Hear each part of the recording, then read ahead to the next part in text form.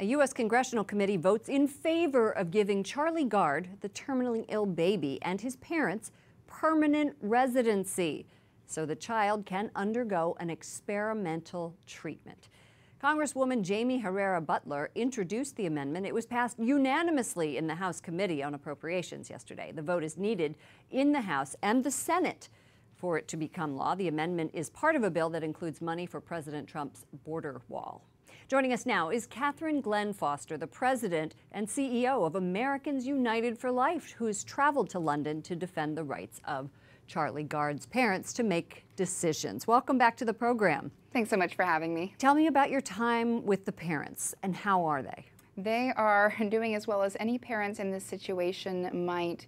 They are, of course, frustrated and heartbroken at this fight they're having to go through. In addition to the medical fight they're already battling alongside Charlie, but then on top of that, to be in the courts fighting the very hospital that was created to care for the most vulnerable in our society and hired to care for Charlie. We have a picture of you actually holding Charlie Gard. Look at that. That is just beautiful. How is he doing? He is as precious as any 11-month-old baby you can think of. He's pudgy, he's sweet, he has that new baby smell still, and you can just squeeze his thighs and run your fingers through his hair, and he's precious. You say that there is a tremendous amount of hope here. Why is that?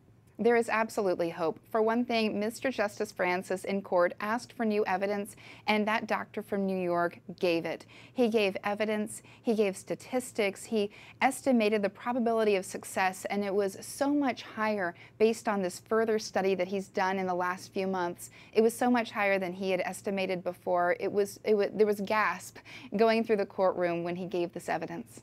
And yet we are still in a holding pattern. Unfortunately. You're headed back to London next week. How can Americans United for Life, which is an American organization, help Charlie? There are so many ways that we at AUL and Americans generally can help. Coming alongside Charlie's parents, Connie and Chris, working with the legal team, we've been doing that quite a bit. Working with American doctors and other influential players in the US, in the UK, and around the world. We're doing all of these things, and we also have a petition that we're hosting.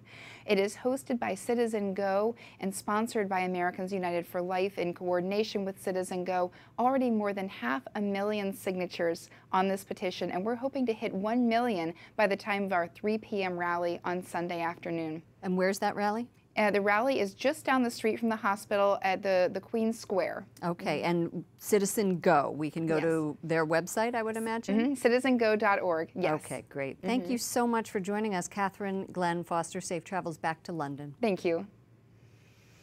EWTN's Pro-Life Weekly and Catherine Zeltner, the anchor, is going more in depth with Katherine Glenn Foster and the Charlie Gard case. You can watch the show Friday night at 11 p.m. Eastern right here on EWTN.